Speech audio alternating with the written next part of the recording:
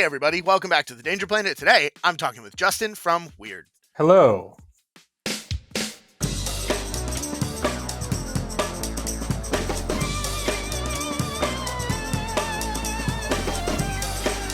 Justin, hello, welcome. Hi. For those of you who do not know Justin, Justin, I think perhaps could appropriately be called the lead design of Malifaux currently. Yeah, that's accurate. I'm in charge of the design team for 4th edition. Amazing. And so, Justin, I'll have you give as much of your background and life story as you're willing to in a couple minutes. I know we've talked and worked together at a couple of events now, but it's my understanding, and please correct me if I'm wrong. Yeah, so you used to work for Wyrd too. Yeah, that's a thing. You did some of the design on 2E into 3E. Yeah, I was the lead design on 2nd edition, actually going from 1E into 2E. Wow. Wait, then so what you're saying is you've done this transition thing before? I have indeed. Yeah, Amazing. I started at the end of 1st and then carried on through most of 2nd. I think the last year and a half was handled by other people. Gotcha. And so then you stepped away from Wyrd, and now Wyrd got you back. I remember right the first time I think we ever met was Nova 2022, I think, where you and John, who were both freshly hired, I think, back at that point, gave a an impromptu seminar. I don't know how impromptu it was on your part, but we didn't know anything about it. People were just like, "There's Wyrd doing a talk in a room. You want to come?" And I was like, "Fuck yes, I do. Let's go." And so we went down to a room, and then you spoiled a bunch of models from Ashes of Malifaux. Yeah, I think that was that 2022 or 3 maybe. I think that must have been 3. Oh, maybe it was 3. It's September. Yeah. No, I didn't go in. Oh no, I didn't go in. What year is it? I don't know. There's one I didn't go to, and it breaks my brain. But I think that was the last year it was at the place where it wasn't where Reagan got shot, right? I don't know. I'd have to first know where Reagan got shot. Oh, well, here, let me tell you. If you want to know where Reagan got shot, it's sure. Nova is. The Nova's claim to fame is that it's at the hotel where Reagan got shot. I have a sticker on the very laptop we're recording. Yeah, it's my favorite fact. Clearly, it was not at that hotel, because if it was at that hotel, you would know that, because I said it about 16 times per hour for all of Nova. It's my favorite fact, and Jesse from The Boring Conversation and I have we took a selfie in front of the plaque. It's where Reagan got shot, It's fun. Yeah, so that was like your first. I don't know how long you've been working for the company at that point, but that was the first time we met. Yeah. So what are you doing with game design? How long you been in game design, and what are you up to nowadays? I mean, obviously Wyrd, but yeah. Right now it's just eating, breathing, sleeping 4th edition, right? I got started with Malifaux towards the end of 1st edition. Really, actually started playtesting Rising Powers, so the 2nd book of 1st edition. I playtested. Okay. And that's how I got started. Eventually got hired on. Obviously, worked on Puppet Wars, which was a lot of fun. Ooh, Unstitched, or is Unstitched the 2nd edition? Is that? It is the 2nd edition. I worked on. I designed both of them. With Eric and also Steve, but I worked on both of them. Yeah. Yeah. Okay. I guess quick Puppet Stitch, not a quick Puppet Wars non sequitur. Okay, so the Unstitched box that exists now, which, by the way, if you haven't seen that, great value. Holy crap. That has Puppet alt sculpts for a minion in every faction, except Explorers, obviously, and a bunch of Masters and Henchmen. And some Enforcers even. My Puppet Pet Noir is my favorite. And Puppet Seamus, of course. How there were a bunch of other releases, right, that aren't in that box, but they're all old metal things? Yeah. Okay. Yeah, I've sort of tiptoed around trying to find those, because I'm like a couple of the avatars, and then those are the only weird things that I don't have now. Yeah, those would probably be hard to find at this point. Yeah, I see stuff pop up every now and then. I never recognize it. I'm like, what the hell is that? But I don't know if there's official count says stuff for 3rd edition Malifaux for them. I've never seen cards for most of it, so I don't know. Maybe you can order them. But okay, so you did Puppet Wars and stuff, which is Puppet Wars and Unstitched. Um, and then did you do any like sort of game design stuff beforehand, or was like Wyrd playtesting kind of your first shtick? It was my first shtick. I mean, I've been playing games all my life, right? Yeah. Like I started with like Space Hulk back in the '90s, Gotcha. and Magic the Gathering, and all sorts of other collectible card games as well. Warlord, Legend of the Five Rings, Netrunner, like back Yeah. when it was collectible, right? So, Yeah. playing games forever, and worked on sort of my own stuff, just for fun. But yeah, it was my first professional game design. Wow. And so jump back to, I don't know, sometime around 2023, and Wyrd got you back. I can only imagine, right, that 5 minutes in the door there was a conversation like, "Hey, we're going to fourth. Start working on it now, and don't tell anyone for a year." I mean, yeah, pretty much. That was yeah, that was the conversation. I mean, that was largely a big part of what I came back for, is to do fourth. Not that I'm going to leave when it's done, but yeah, cool. Yeah, please don't. That'd be great if you did. Yeah, I think that was a big drive in that decision. Yeah. Yeah. Wow. Yeah, that's that makes sense. And I definitely get Wyrd's what do you call it? Not predilection. The opposite of that. Their reticence to sort of share the information, like, because we've been doing the closed beta for a while now, but like I wasn't in Malifaux at the turn of 3, right? And I've heard all kinds of crazy horror stories. Some playtesters like leaked it like months ahead of time, and so everyone just knew. And that's like not great. So to be fair to our playtesters, I wasn't there either, right? Yeah. But what I have been told was they had set up a website and they thought it was private, and some sort of like no. the Google like scraping found it, and that's how it got leaked. It was not a playtester leak. Interesting. Okay, well that sucks a lot. Yeah, and like for Wyrd being such a small company, I mean, you don't work in the Georgia office, right? Because you're West Coast, but there's like 10 employees, right? There's like some more warehouse staff and some more office staff and stuff, but like people who do game stuff, there's like 10 of you, maybe less even. Game stuff? I mean, yeah, it's the Malifaux team is me, Chris, Jesse, John. Kyle also does a lot of the board games and does some Malifaux, but not as much. Yeah. And Matt does Through the Breach and some story stuff. And in terms of like actual design, that's it. And I mean, like, we have John C. who does layout, graphic design. Oh, sure. Yeah. But in terms of like actual game design, like, yeah, it's less than 10. Yeah. Wild. Yeah, and for such a small company, and then like Nathan and Kelly are like kind of the two runners of the company and stuff, and that's like it. You guys don't have a lot of other people, so the fact that you're able to manage such a big and diverse game with such a small team is already kind of insane. So like, I think that if nothing else, that should shed some perspective about kind of the hush hush. Like, hey guys, we really want to make sure that we're at the point where we feel good about this to get it out into open beta testing, public stuff. And if you're watching this on the day it comes live, the open beta theoretically should have just gone live, or I'll have had to cut this and you won't know. So it'll be fine, But so you put your stuff down in the office is how I imagine it goes, even though you're not working in the office. But and 5 minutes later, they're like, "Hey, you got to design 4th edition. Go." What are your goals? What are you doing? What are the things that you're trying to attain with this new edition? I realize that's a very big question. But. Yeah, no, I mean, I think it's good to have large, clear goals. So it's totally a fair question. One was playtime.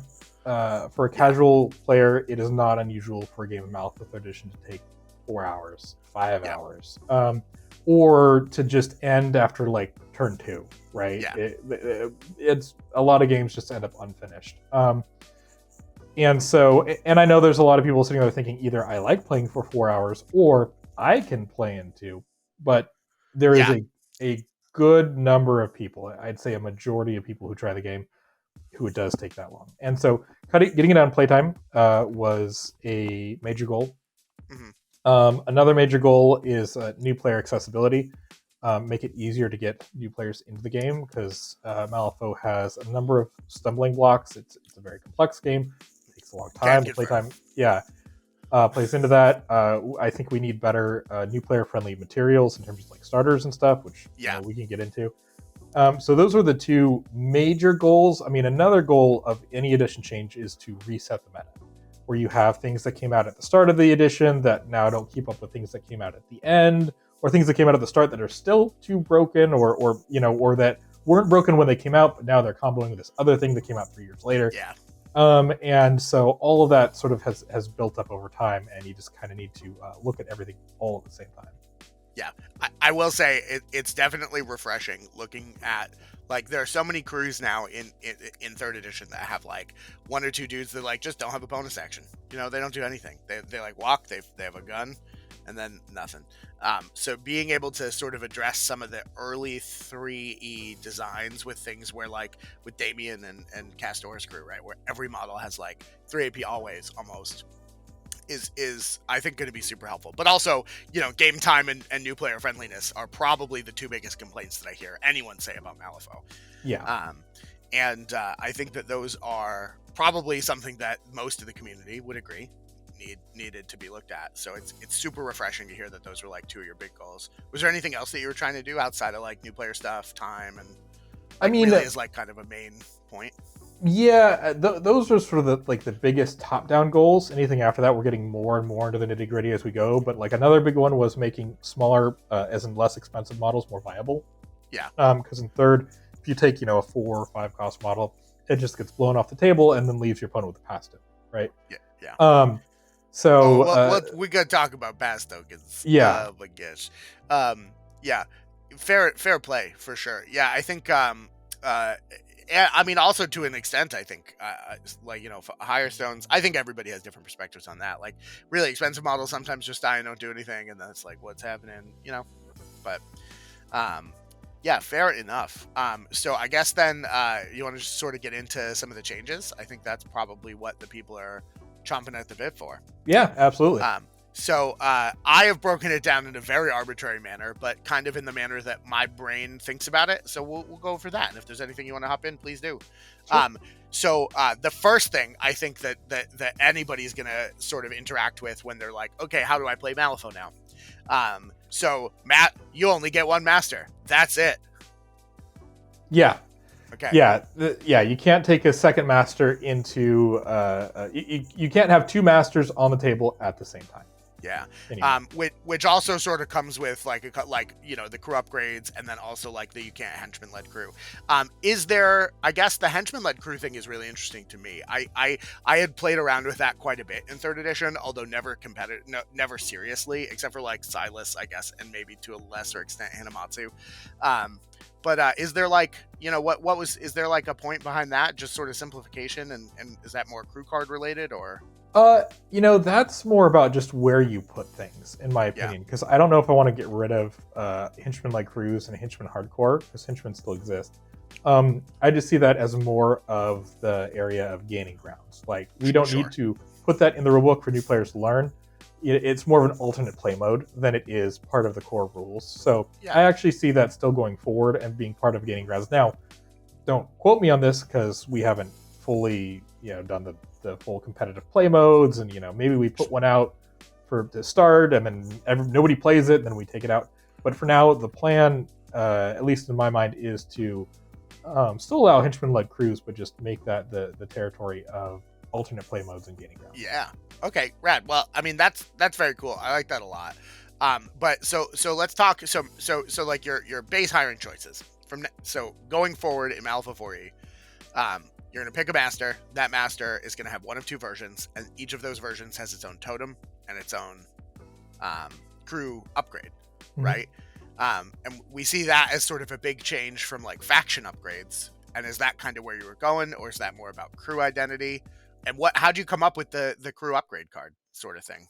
That I believe was Kyle's idea. It was something he was really pushing, and I think it's sort of an answer to a number of problems.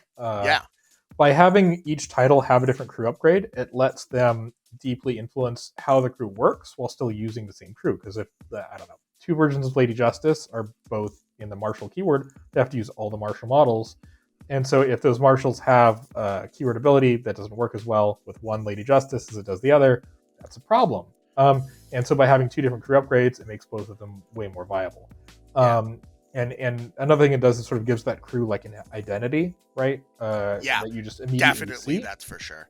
Another thing it does is frees up space on cards, because like one thing I think our more experienced players are going to do is they're going to look at the cards and be like, oh my god, there's less stuff on these cards, they simplified them. And the answer to that is like, yes, we did, but also keep in mind every model effectively has like 2 extra abilities or actions that it has access to that are just on the crew card. So we kind of moved them around, that just let us to do different things with the actual like space of the card.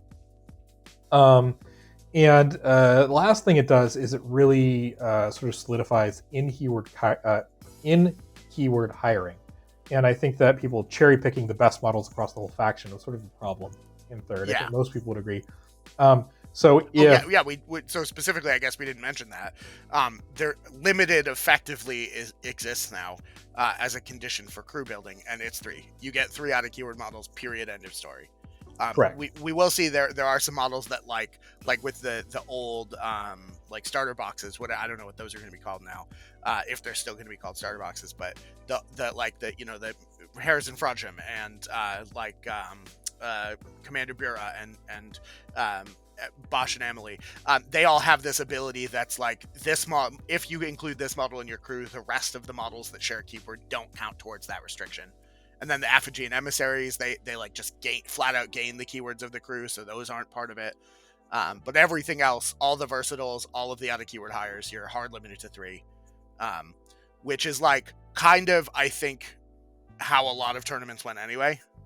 Quite frankly, because like how many really out of keyword models are you hiring if you're using bans? And now you don't need that as an optional. Yeah, exactly.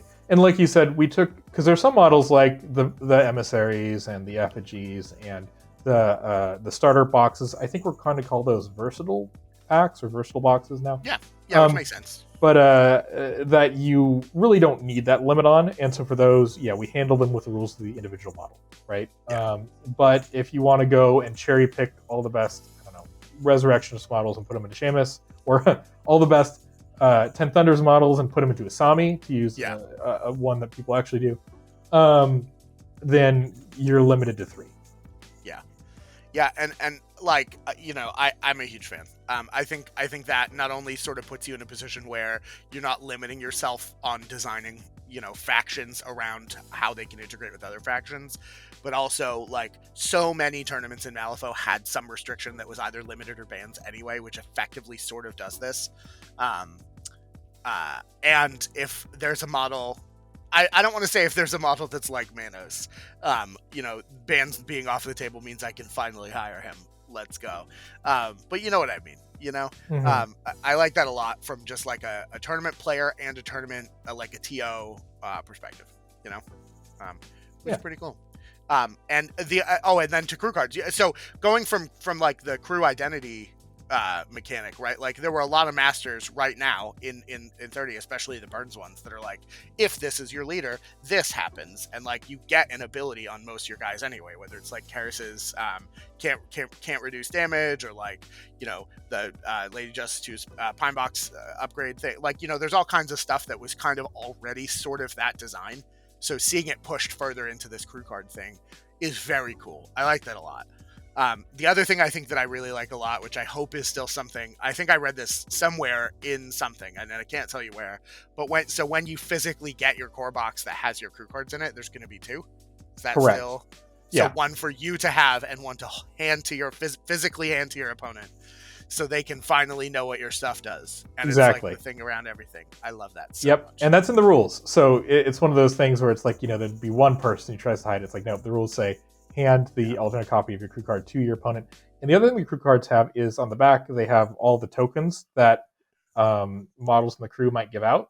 Oh, and right, So you have the extra action ability the crew card gives, and then you also see all the tokens that your opponent might apply, which is what we're changing conditions to, basically. Right, and they'll there's a couple generic sort of things that everybody gets access to with the prepare action, but we can talk about that in a minute.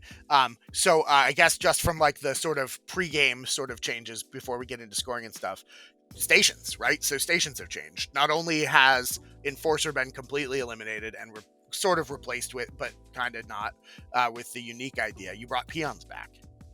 Correct. So I never got to play with peons in second edition, and I've only heard basically that they're kind of what they are now, right? So what is that sort of, why bring peons back? What is the goal for them? How does that work?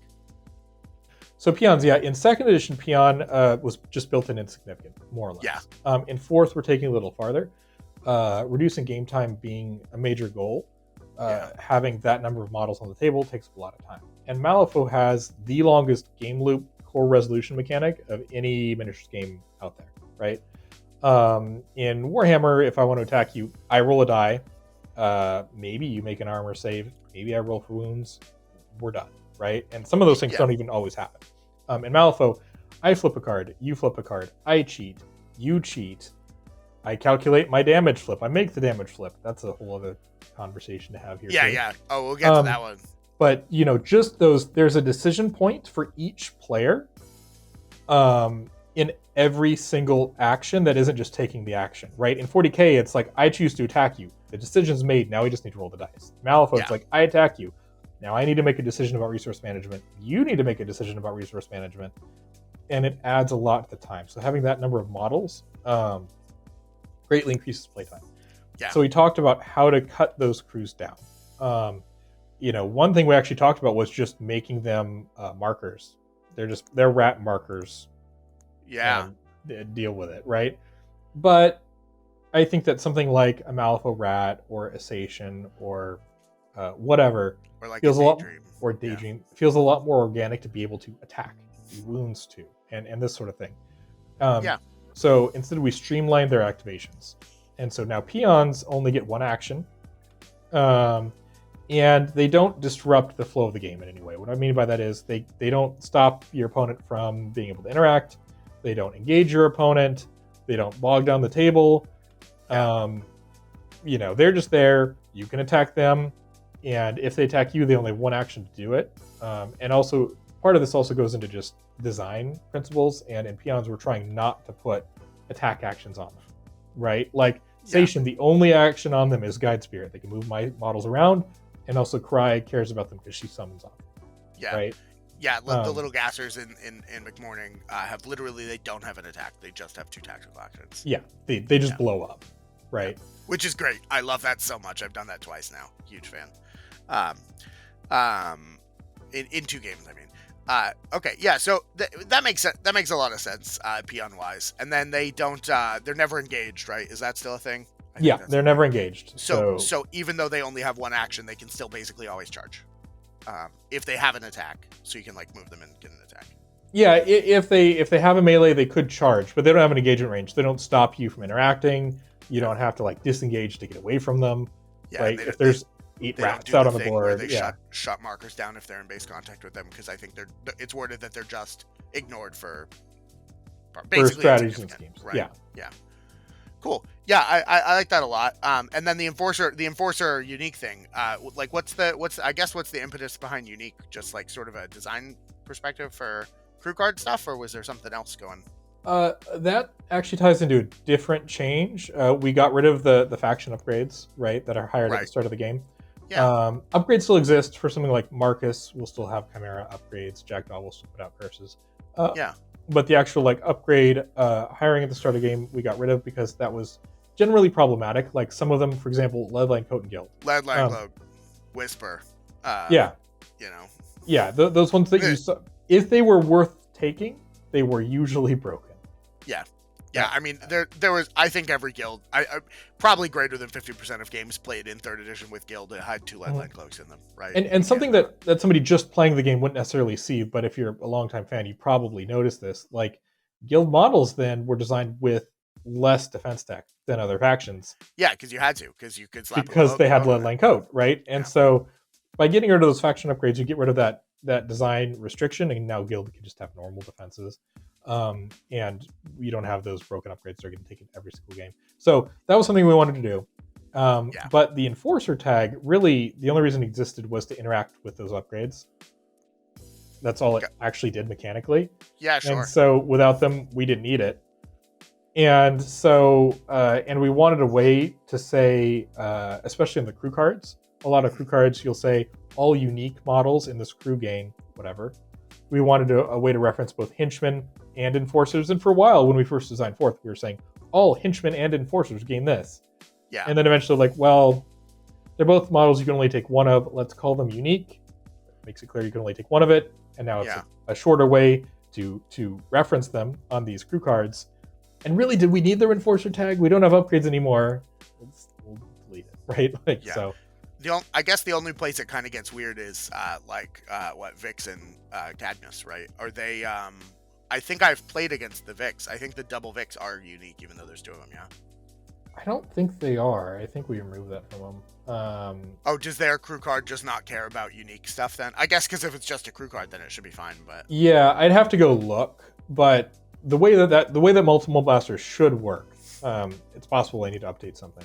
The way that they should work is they shouldn't be unique because they're not. Yeah. But then their crew card would say something like, all unique models and masters gain. Oh, sure. Okay. I wonder, but there's no like target a unique model, or there is though in scoring, isn't there? So like I think there's a couple scoring things that care about specifically unique. There's models, a few, yeah. And so like your Vix and your Cadmus are going to kind of get around that. But both those crews have tons of unique models, and you could pick a different scheme. And I'm trying to think of the schemes that actually care about unique. I think there's just one, and it's the one where you have to have scheme markers. It's not Ensnare. It's the other one where you have to have scheme markers near people. I think. Oh yeah. No, yeah. No, I think it is Ensnare. Yeah. Oh, maybe it's Ensnare. Yeah, it is Ensnare. So yeah, Ensnare cares about unique models, but it's like it's one scheme out of 12. Yeah. And Victoria will have other unique models, right? So sure. Yeah. Fair. Yeah, but I think Doug and I this week for our weekly game I played McMorning against the Victorious, so we did both of the little Gasser and Victoria things we were talking about.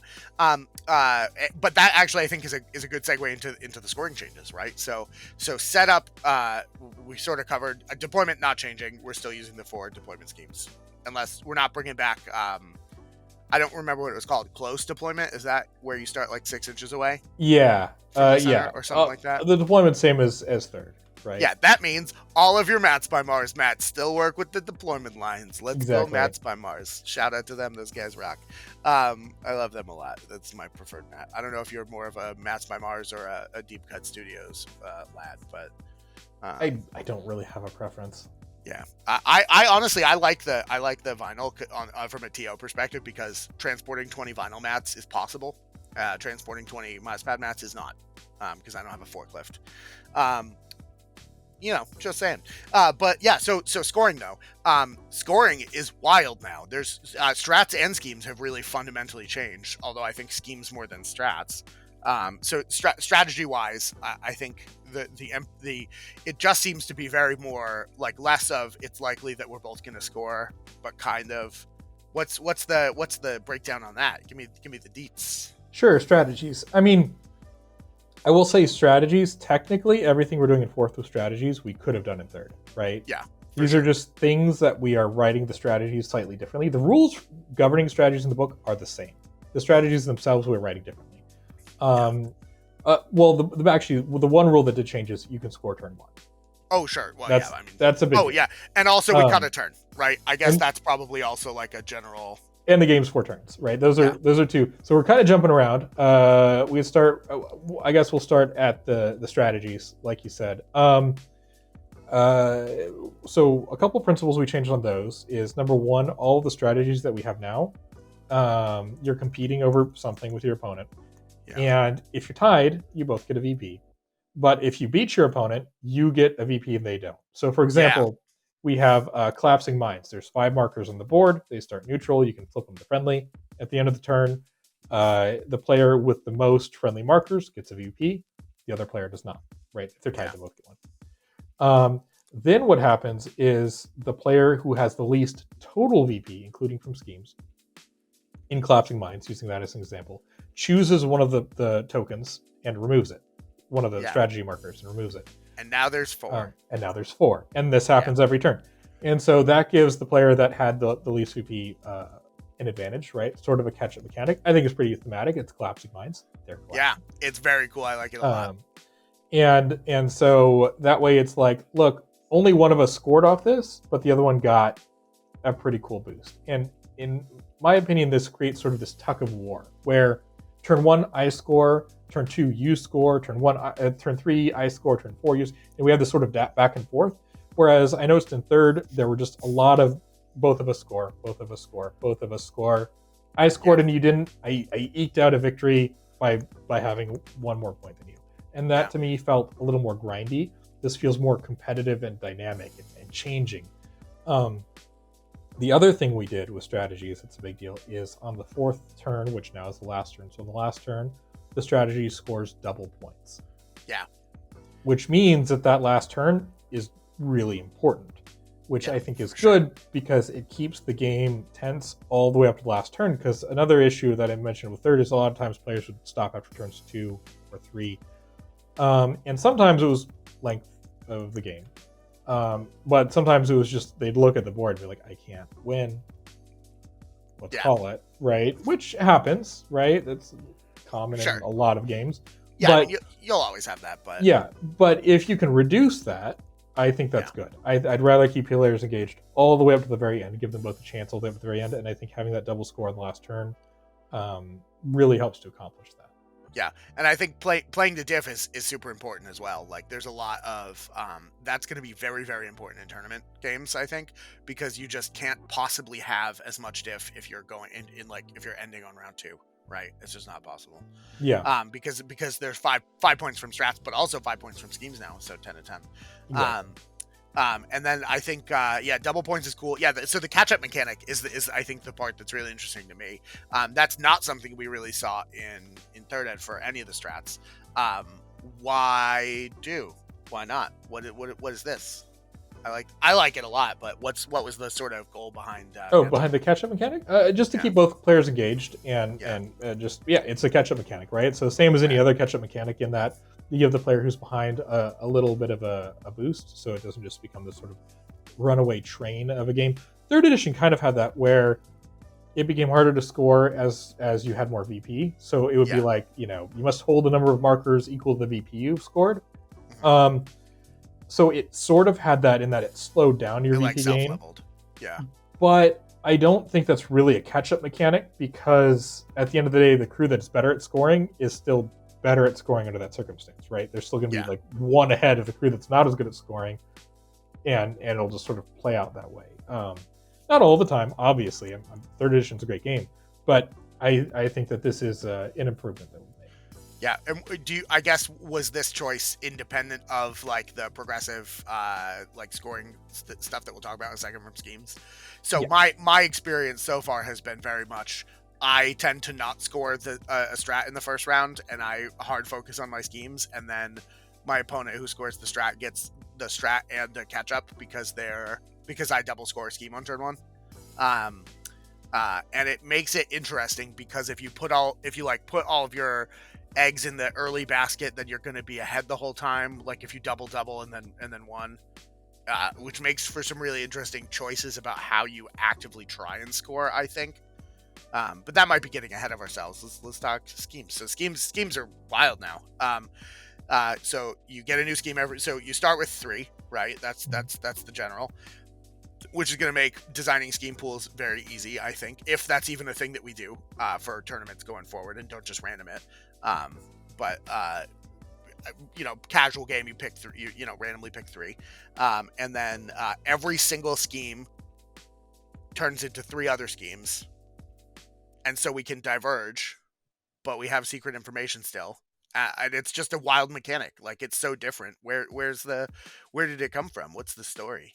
Yeah, I guess I'll just break down how it works and give sort of a history lesson. Yeah. So, like you said, you make a pool of 3 at the start of the game. Each player chooses 1 as their secret hidden scheme. At the end of the turn, if you accomplished your scheme, it'll list on the bottom of it, next available schemes, it'll list 3. You choose one of those, and that's your one for the next turn. And you can do that every turn until you have a max of 5 victory points, which creates a sort of like I think it's more dynamic. I think it creates sort of a more of an evolving story, which is really cool, very thematic. But in terms of why we did this, if you look at second edition, in second edition, all of your schemes were hidden, and as soon as they were accomplished, you reveal them, you got your points. But this led to people locking up all their points on turns 2 or 3. They're just like, because they didn't have that end of game scoring like there does. So they'd be like, all right, it's turn 2. I scored both my schemes. I don't need to worry about them anymore. By turn 3, I got more VP than you can get. Game's over, right? Interesting. Again, didn't happen just like I say about third, where people end the game early. Didn't happen all the time, but it happened enough that it was a problem. Yeah, for sure. Third looked to solve this problem by adding the end of game scoring schemes, right? So now in third, you have basically half of a second edition scheme, the reveal and get points. Yeah. And then you also have this end of game goal, right? But in third, it raises 2 issues. Number 1, it means that when you start the game, you have 5 objectives to worry about, right? 2 on each scheme, plus the strategy. So if you're like a new player and you're trying to make a decision of where to put a model, you're like, okay, I have this objective, this objective, this objective, this objective, right? And it's like, which one am I doing? And I think it adds to sort of the new player unfriendliness of the system. Yeah, for sure. Yeah, and I mean, like, as that skill developed, you would build towards specific schemes, but not having to waste a whole bunch of time at the beginning of the game really thinking through, okay, this is the crew I have, this is what I want to play, I'm going to go after these schemes. I think just like cuts like 5 minutes off setup, flat out. Yeah, it adds it back when you choose schemes in between rounds, right? Yeah. So it's not all about game time, but I think that just the only focusing on one thing, really 2, because you still have the strategy. So I got my one scheme and I have the strategy. I think it's just a lot easier for new players to wrap their heads around. But the other issue that it created was by having those points at the end of the game, which was 5 turns in third, which is a lot of time in Malifaux, I think. It let you have enough time to kill off your opponent's crew and then score. Right, sure. Which a lot of people did. And so I think the game became a lot more focused on killing, because it was like, all right, I reveal the schemes, then I wipe out as much of their crew as I can, and then at the end of the game, scoring those 2 objectives is really easy, right? Oh, sure, yeah. So in fourth, what it forces you to do is focus on your scheme every single turn of the game, right? Right. You can't just go, okay, that's done, I'm going to kill everything, then I'm going to score at the end, right? Yeah, so because you can full out skip 1, but if you do that, you literally, there's just not time.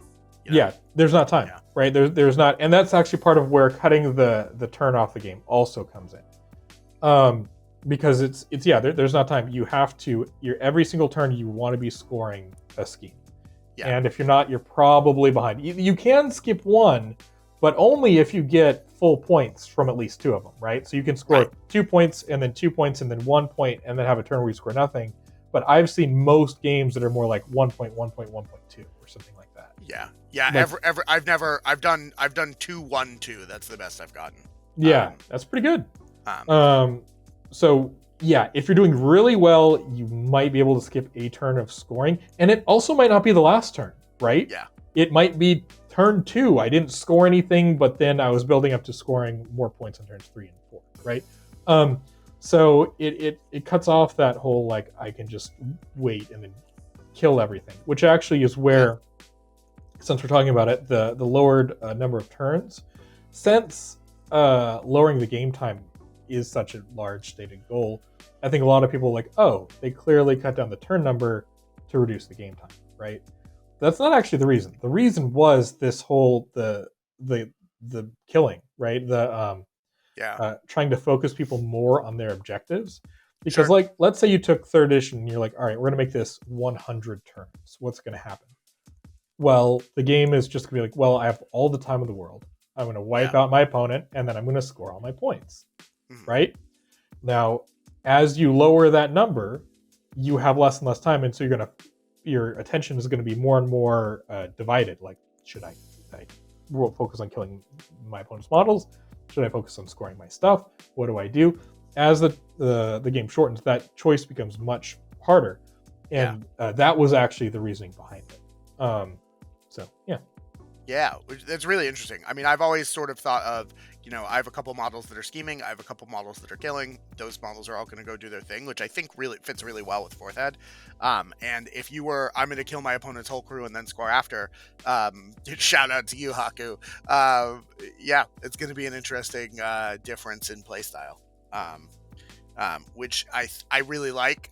That's, I think, one of the things that makes Malifaux more thematic and more interesting than every other war game by a wide margin, is because it's not just about killing, and you can easily lose the game even if you kill your opponents. Yeah, I'm really proud of that. And killing is still absolutely part of the game. The game became more lethal, I think. For sure. Yeah, it's definitely easier to kill things, but like whether or not you have time to do it is another question. I've seen games where, I saw somebody play and he got knocked down to like 2 or 3 models on turn 2. Yeah. But then, and then on turn 3 was way behind, and then won on turn 4. Yeah, I submitted like 2 weeks ago. I literally had 3 models left on turn 2. I ended up losing by a point, but only by 1. And then I think in round 3 and 4, I literally had 2 models.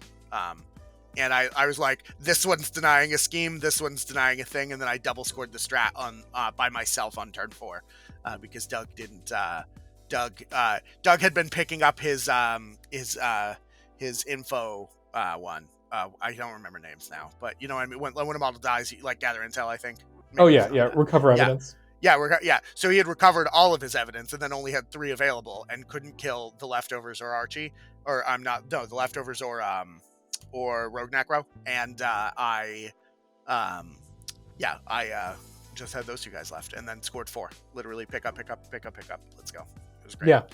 I worked the whole game to achieve that evidence, to recover that evidence, and boy did we. So that's super interesting to learn, I think. And I think it really does do a really good job of focusing your attention, because if you just focus on killing, you're gonna lose out like 6 points. Mm-hmm. So that we've talked quite a bit, I think, now about 4 turns as a premise. The last couple turn structure things before we get into actual like rules gameplay changes. So passing is a huge deal. I think if at the competitive, like top of the half maybe room of people, the people who play in competitive tournaments all the time, the people who talk about competitive content at Malifaux, which is what our channel is basically all about. I don't think a single one of them was not upset in some way about pass tokens, right? That was not even from like a criticism type way, but just like some people got them, some people didn't. The people who had them had a massive advantage, and it was crazy. Some crews were focused around them, and they were like, let's use these as a resource, which was cool in theory. And I think when people use it as a resource was very neat and thematic, but the resource that they would use them for was just like, I'm going to take the last 4 activations as a resource. Let's go. Yeah. So that obviously, I think I think you mentioned it before, was kind of like a goal to quash. So how did we arrive where we got now? And do you want to explain kind of how that works? Because I like it a lot, but it's really interesting. Yeah. So how we got here? Well, in the beginning, there was first edition, right? Well, at first and second edition, there was no passing. It was just go, and if I had 4 more models, I just got 4 more activations. Yep, that's the way it worked. Which had it didn't work as bad as it sounds, given the summoning question mark. Well, but given the way that schemes worked, where you just scored them in the middle of the turn, right? Yeah. And you could just lock up points. It wasn't as bad as it sounds, but it wasn't good, right? So third edition introduced pass tokens, which come with their problems. The major problem with pass tokens is, well, twofold. Number one is the models that use them and abuse them and generate them themselves. Yeah. But it would be easy to just not design models like that, right? Sure. But redesigning all the models, just don't do that. But yeah. But the other issue, the deeper issue that you can't just solve that way, is that they don't recalculate. So like, if I have way more models than you at the start of the turn, and then you kill some of my unactivated models, like, you don't lose pass tokens, right? Yeah. So now all of those models that I took, all those extra unactivated models that I never even got to use, are a liability, right? Yeah, for Which sure. is, I'd say there were two major factors pushing down the small models, the 4 and 5 still models. It was pass tokens and the focus condition not going away. Because the focus condition let the bigger models cheat their damage flip and just wipe smaller models off the table easily. And then pass tokens now gave you an extra resource for doing that. And those two things combined meant that taking those models was just competitively not really viable. Unless you were going to staple the Jones mechanic, the Summerteeth Jones mechanic on the Biogram right? Yeah, the Biogram every model. To every model. But which we could do. And so if you think about it, if we were to put that mechanic on every model, what would you get? Yeah. You would get a system where the player with fewer models can pass and the other player can't. Yeah. Which is the system we have. So instead of just having people calculate it every time, the rule is if you have equal or fewer models than your opponent to activate, you can pass. And if you don't, you can't. And you can't both pass in a row. Because if you notice, I said equal, not just less. And that's important. Because if you don't allow that passing at an equal number, then you will run into a situation where like the same player is going last every single time, right? It's only that one last activation, right? It's not like second edition where it's like I activate all of my models at once. But you can kind of guarantee it. So by having it equal or less means that to accomplish that, you can still at specific times pass and switch that up. And you're not always going to want to do that because sometimes you're like, well, I really need to go get this token or I really need to kill this model or whatever. So sometimes it'll get switched up, sometimes it won't. But generally, if you have fewer models, you can pass. If you don't, you can't. And that's the rule. And I've definitely seen some people who are like, it's really hard to calculate. I liked having pass tokens better. And my response there is, you can use the tokens. We're not stopping you. Take out some tokens, right? Count the number of activations. Take one away every time if you want. If that helps you, go for it. Dice, also great for that. It's not going to pick up in a ruled in Malifaux. But having them as a resource there, number one, we would just have to tell you how to calculate it, and it would just be this way, right? Yeah. And number two, as soon as we make that a resource, like somebody will come along and try to use it, right? I can promise you I will never do that, but this edition might last, at minimum 5-6 years. If we do a good enough job, hopefully longer, right? I don't know that I'm going to be in charge of it the whole time, right? I hope to stay at Wyrd, but maybe I get to go work on our brand new video game franchise, which you're announcing here for the first time. For the first time, but you know what I mean. That is not happening, by the way. Just for those people who I need to say this to, that's not happening. But don't worry, I'll cut that part. I could get hit by a truck, so. Yeah, well, hopefully also not that one, but. Yeah. But the point is, if it is a resource, eventually somebody will come along and use it. Yeah, for sure. Yeah, and I think future-proofing is definitely future-proofing without limiting design space. That's like the goal, right? Anytime you're trying to do anything. And that's a difficult tightrope to walk sometimes, for sure. That I think that all makes sense. And I will say I have no idea how to use this mechanic yet, like the passing situation, because it's kind of newer, right? It's only been a couple weeks now that I've been seeing it. But I'm liking it so far. It's obscured to the point where I don't quite understand it, but I'm really close, I think, to really getting it. And the interesting thing is, you can, like, if you have 7 models each, let's say at the start, right? The first person passes. The other person, after an activation later, can pass back. So even though you're not always going to be in a position where you want to pass, if you do it early, then they can just undo it with a pass back. But then, the fact that you have to filter that through, okay, but if I pass right now, this model's going to die unactivated,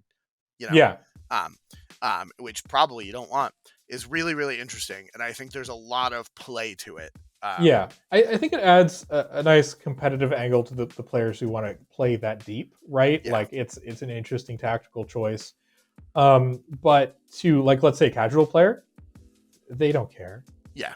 They're just going to activate their models. And if they get in a situation where it's I have 4 models and you have 8, they'll pass a few times. right? For sure. But like Yeah. they're not going to say like, okay, if I pass on the third activation, by the time we get to the seventh, and he can pass. You know what I mean? Yeah. Like yeah. they're not going to do that. So. Yeah, which is it's really interesting. I think that the multi-level play is really really neat, and I like that a lot. So last couple turn structure things. I mean, so initiative's just gone. That's outright. We don't do that anymore. The attacker just always goes first. Yeah, the attacker always goes first in the first turn. In the first round. And then after that, basically you just keep alternating activations. So if you activated the last model on turn 1, I activate the first model on turn 2. Right. Yeah, or get to choose, I think, right? Or get to choose. I get to choose, right? I can make you go first if I want. Yeah, which is super elegant. I like that a lot. I guess the only thing that I really quite have a question about. So we saw the crew splitting switch sides. What's the story about that, right? So like in Malifaux 3rd edition, it was the attacker who split their crew, and now we have. Unless I'm crazy, am I misremembering that? Right? Yeah, no, you're right. So right now in 4th, it's you flip for attacker defender. Yeah. Attacker chooses side. Yeah. Defender splits their crew. Yeah. Attacker deploys. Defender finishes deploying. Attacker goes first. Right. Right. But there's a couple things in there. Obviously, choosing a deployment zone is an advantage, right? But going first on the first turn is a disadvantage, right? Sure. Also, all of the strategies now say if they place any strategy markers, the attacker has to place those first, which is a disadvantage. Yeah, so it's kind of like, Yeah. Yeah, it's interesting, for sure. I mean, I don't know what the I mean, I like the split premise because, like, it's just some extra stuff for first second, but I guess I don't really understand the mechanic before and why it was like that. But I don't know that it changes much. It's just interesting to bring up. Yeah, or why it was like that in 3rd, or yeah. Why we had that in 3rd? I mean, I guess it kind of makes sense, like from like the attackers, kind of come in and the defender's already there, but yeah, I don't know.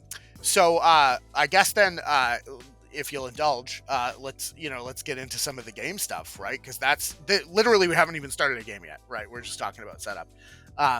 And there's also quite a few changes there. Oh, I guess strategy markers was one thing I did want to talk about. So strategy markers are neat now.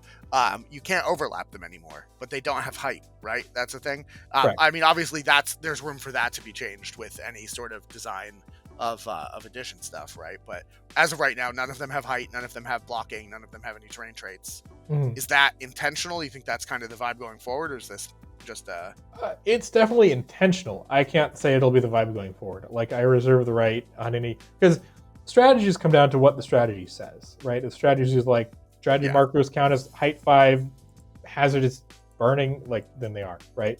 Sure. So we haven't designed. You heard it here first, folks. The height 5 burning strategies forever. Yeah, burning pillars. That's the new strat. But like, oh my gosh, strategies can do that. But yeah, right now you can't stand on strategy markers, but you can move over them. Right? They're not blocking. You can't park a 50 millimeter on them and just be like, well, you can't see it. And I will say I do really like the you can't block off markers bit coming on. But I mean, usually they just were taller, right? So you didn't have that as a premise that you can do with 50 mils. But them being flat and not blockable is great, because I just feel like there's like some, crews with movement shenanigans just have a huge advantage in those cases. Yeah, but that, just a neat thing, I think, to call out. But so, okay, good. Cards, right? There's like 70 changes. And everything's different now, and it's great.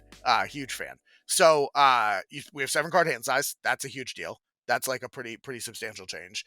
Then we've sort of abandoned some of the things that you can do with soul stones and added the empower mechanic. Do you want to talk about like where you guys came up with empower and how that sort of functions? Yeah, so empower, how it functions is before a duel, basically the same timing point as spending a soul stone to like add a suit in 3rd. Yeah, which you can't do anymore in 4th. You can discard a card from your hand of value 5 or less. to give that duel a plus flip and add a suit equal to the card's suit that you discarded. So you discard the 3 of tomes, you get a plus flip, and you get a plus tome on that flip. Yeah. Yeah. And I think right away, like, one, every card in your deck matters now, right? Where previously, like, caring about the moderates and severes was the only thing that I looked at. Now, looking at the lower cards for suits it opens up, like, my deck just doubled in size basically. Right? I mean, yeah, exactly. Your hand, especially, right? The big issue there, 2 issues, I think. One was lower cards in your hand, right? Sometimes you just drop a hand, like, oh, my hand is all 5 or lower. I guess I'm not cheating this turn very much. Yeah. Unless I have like a TN4 I need to hit or something, right? So I think the hand is much more interesting if you look at it and every card is a resource and it's where am I going to put this resource, right? Yeah, right away, every card is a resource, where that flat out was not the case in 3rd edition. Right. And it's so unbelievably cool. Thank you. Yeah, love it. I like it a lot. It's really, really good. It's very elegant.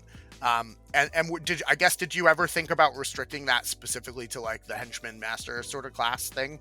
Is like a replacement for soulstones? No, not at all.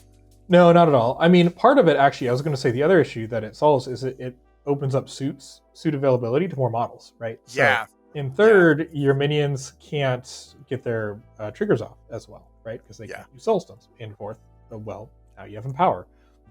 So I think that adding that suit power back to the cards, I think really empowers the lower cost models. So it's another reason lower cost models are lower cost models, absolutely huge glove in this edition, guys. Come on. And being in a position where because we do a lot of tier lists, that's like kind of our vibe, which they're coming by, guys, hang on. We have 12 tier lists ready for 4th ed. That's not true, but we'll get there. Just having like any text above attack, value, and damage, just on any enforcer or minion just didn't fucking matter, right? Like, having this trigger on a thing was cool, but unless the model was attuned, like Silent Ones or something, or had some extra ability that let them build in suits as a factor of the crew, their triggers just didn't matter, and you couldn't really evaluate them because the chance that they even ever went off was so low that it like wasn't really like worth evaluating. Yeah. And now every single trigger matters, which is an interesting design space limitation for you guys because you have to actually care about what that says now. So good luck with that. But wild change. And it doesn't seem like it. It's just like, you can do this thing with the little cards, but it ripples through every aspect of the game.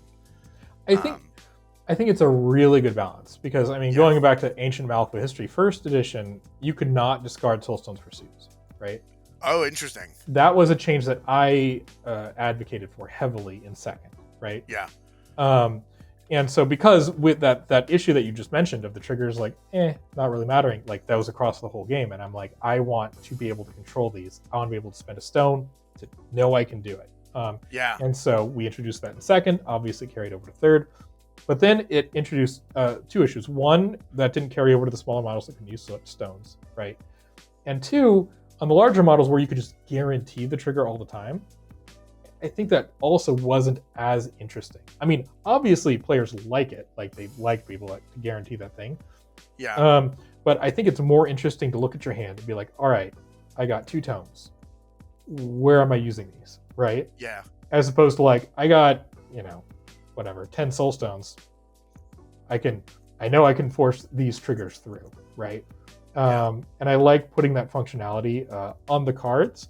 I think it is properly limited on the larger cost models and then opens it up to the smaller models. Yeah, and I think from a gameplay perspective, you're really like usually you'll have to hit unless it's like a simple duel, right? So you still have to hit, which means you're really looking at like 2 cards per forced thing. Like, although the Empower does help with a plus flip to give you like a potential of hitting higher. Like if you're like, okay, this has to go off, I need a low card of the appropriate suit and then a high card. And if you think about it like 2 cards per thing, like you can really optimal spread guarantee like 3 triggers on specific attacks per turn. So you do have to think about where you're using them. You can't just go all crazy. But it might be less than that based on if you flip well, which is neat. And one thing, an unintended consequence is it led to cards being used way faster. Oh, for sure. Yeah. My first couple games, I was like, oh, I have one card left for the rest of the round, and we've activated 3 total models. What the shit? Yeah. And that's coming in twofold. Like, one, I think in third and second, first, at the end of the round, you'd have like 2 or 3 cards left in your hand, but like, it's because they were bad. Yeah. So your hand was effectively empty, but it didn't feel that way, which matters, right? Feelings matter. Mm-hmm. But the other thing that a power did that I hadn't been counting on was it, due to the plus flip, raised the average total of your flip, which then forced your opponent to cheat more. Oh, sure. So those higher cards started getting used more too. And I think that's what really led to the hand attrition. Well, cheating defensively makes sense now for a bunch of reasons, whereas previously it didn't. And that, I mean, honestly, mostly I think is due to the removal of focus. Because cheating defensively was functionally irrelevant, and you basically always got wamboozled if you did it, right? And now not only do you need 2 more because the average flip went up, which is a really good point that I didn't think about. It like does stuff, which we'll talk about. But wow, that's 5 minutes into our first game, I said to Doug, like, we're gonna have to completely relearn hand discipline. That's like that's a completely alien skill that doesn't exist because you want everything about third to fourth is different. Yeah, you need to be more disciplined with your hand. But that also explains some of the other changes, like the 7-card hand, the totem draw abilities. We'll probably get into like those things to sort of compensate. Yeah, well, the totem draw ability is really interesting. Almost, I mean, I don't know if I want to say almost every, but many crews have at least one of the 2 totems has an ability to draw 2 cards from the discard pile that are weak, which means you can basically get 2 stones right from 3rd edition, and that's super cool as an ability, and I like that a lot. Having played McMorning 1 2 games in a row now, I missed that ability a lot because it's not on the Chihuahua. So I think we should add that to the Chihuahua. Just saying.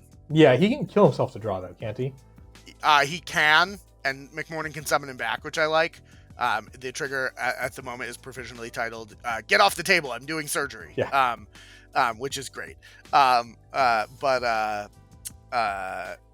haven't done that yet. I've just used him to be off in the corner scheming. He's a little guy. He's running around. I was just like, more draw cards. Thank you. Make resers better. Just a general request. The other thing I think, though, that massively changes sort of just like general hand size and hand usage is cheating through negatives, right? So in Malifaux 3rd edition, if you're at a neg flip when you're trying to do anything, you're not allowed to cheat, and that's just gone now. Yeah. Yep. Why? When? I mean, I'm not criticizing it anyway. I think I like the change overall, but what was the impetus for it? Really is the question. It always felt like a bit of an arbitrary constraint to me. Yeah. I much prefer the constraint to be on the resource management, because to me, instead of just getting hard locked out. Exactly. Like Malifaux to me is a game that one of its major strengths is resource management, right? Yeah. And so all of these things that we're talking about go sort of hand in hand, right? Like where your hand size, there's way more pressure on it. There's also more you can do with it. And the question is, double pressure. What do you want to do? So it's like, sure, you can cheat those minus flips, right? But then there's something you're not going to cheat later. Like you will run out of cards. Yeah, for sure. So I think minus flips are still powerful in that they force your opponent to cheat, right? More or less. But your opponent still has options, which is sort of where I like to keep things. Like there are options, but there are consequences to those options. Yeah. Whereas before, negative flips were like, there's no options. Yeah, you just can't do it. Yeah, there was a particularly rough moment, which, admittedly, before your time, after your time, before your time, in between your times, we'll say, where Burns had just come out and Maxine 2 was the most bullshit thing I've ever played, and I almost quit Malifaux.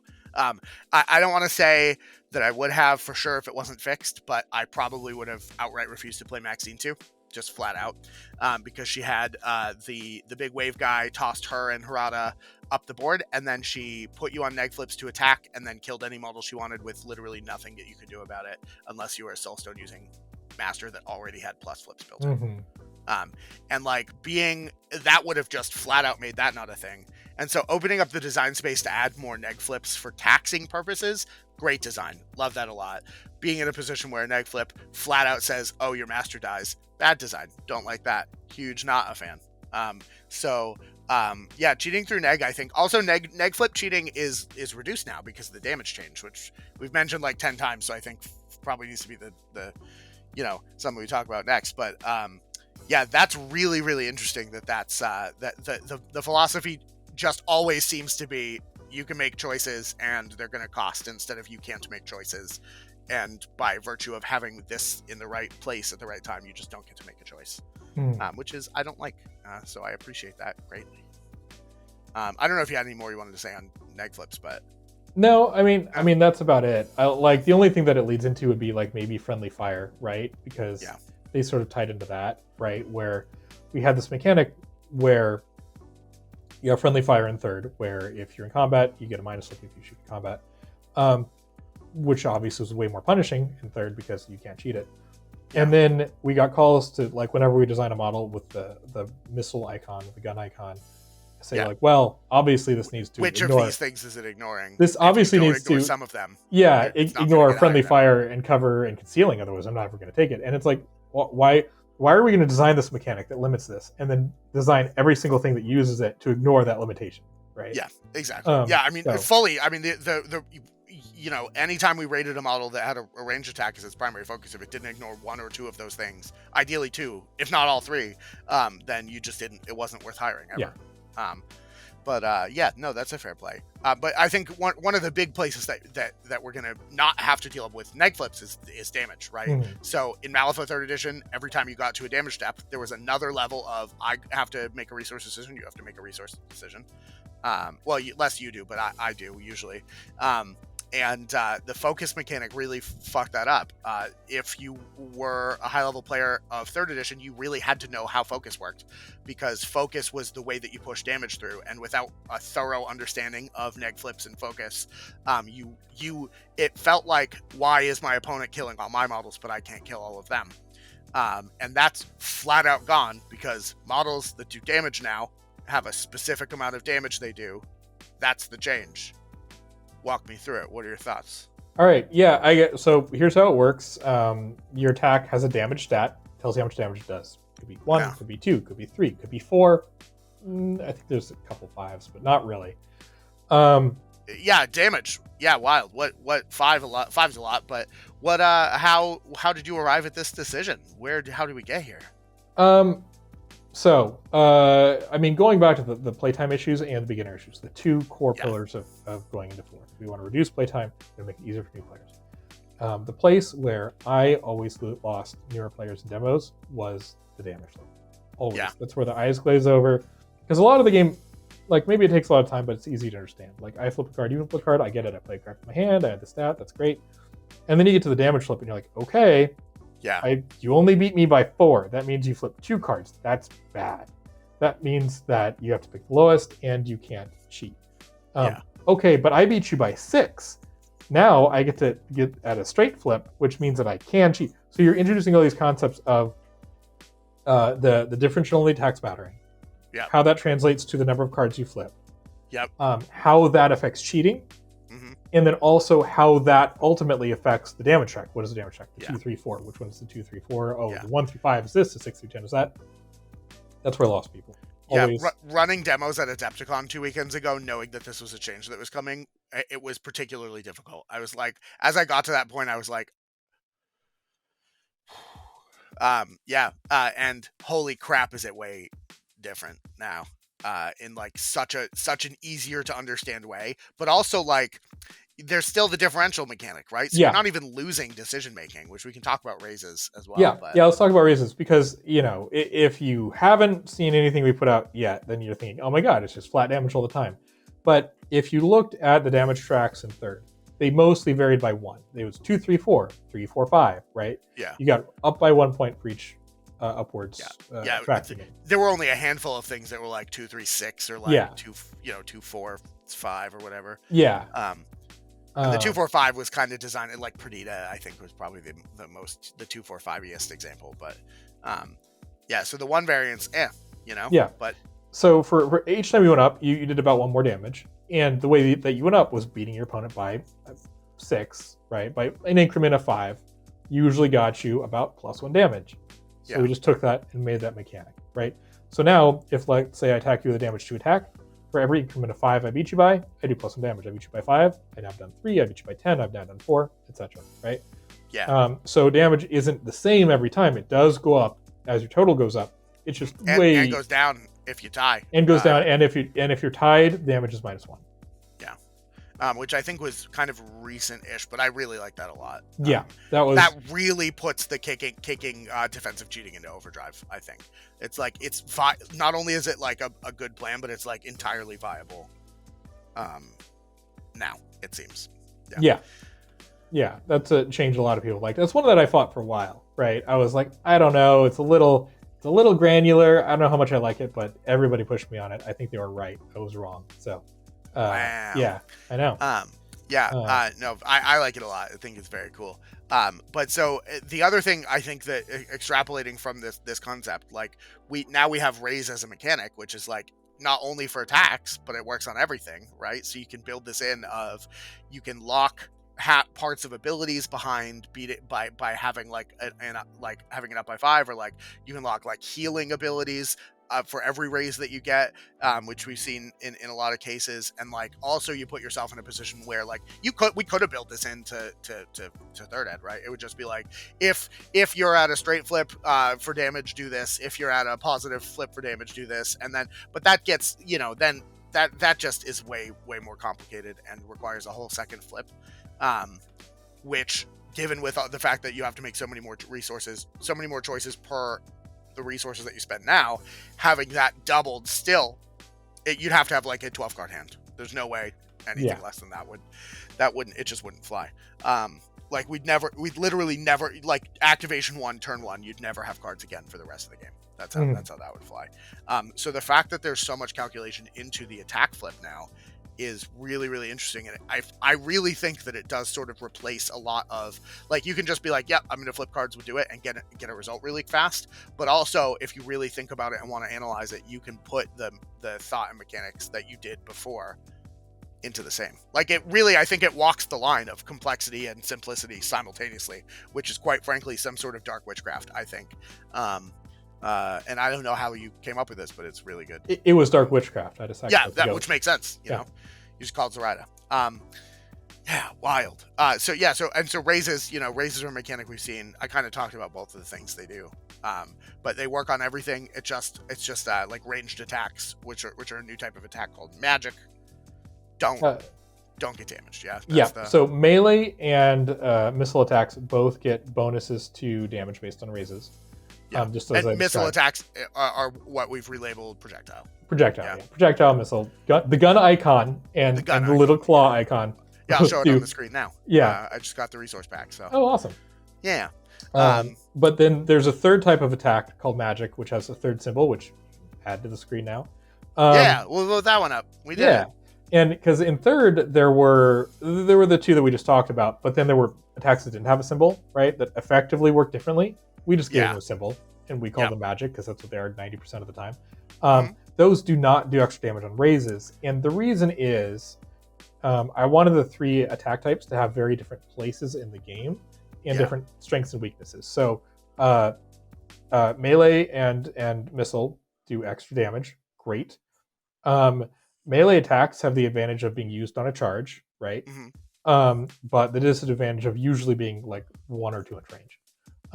Missile attacks have much longer range, get the extra damage, can't use them in melee, right? Magic attacks can use them in melee, do have long range, don't do bonus damage, right? But also, we wanted to do fun things just for every raise, do whatever. Like, for every raise this attack receives, move the target 2 inches, right? That kind of stuff. Yeah, right. And we put that stuff mostly on magic attacks. So it's like... Okay. Yeah. I don't think I realized that, but that makes a lot of sense. Yeah, very rarely do I see any like melee or missile stuff that has that. Also, all 3 start with M now. I don't know if that was intentional. Melee, missile, magic. It was. All right. Well. Yeah, that's Chris. Chris loves his alliteration. So Yeah. But yeah, it would have been I think weird to it's say nice. melee projectile and magic. It would have, So yeah. that's fair. Wow. Yeah. Which I guess in turn, the raises discussion sort of brings up two new topics. So we've talked about the new magic stuff. So we've talked the three types of attacks. There's also 3 types of like defensive abilities, right? So that's something that we saw as well. So where previously we had abilities that were like armor and like hard to wound, hard to kill, incorporeal, disguised, or I guess actually disguised is not one. But you know, stealth. No, stealth also not one, right? No, stealth and disguise not one. Forget I said this. So we have abilities like armor and incorporeal and like hard to wound and kill. So all of those kind of got their own sort of mechanism as well. In the defensive abilities, what's the breakdown there? Yeah, that's not a huge change, but it's definitely worth talking about. They'll have an icon in front of them, and it's mostly which just we can put up now. Yeah, it'll have it's mostly just reference, right? So, an example being in third, you had hard to wound and you had warning growl, which were effectively the same effect, just one happened in an aura, one didn't.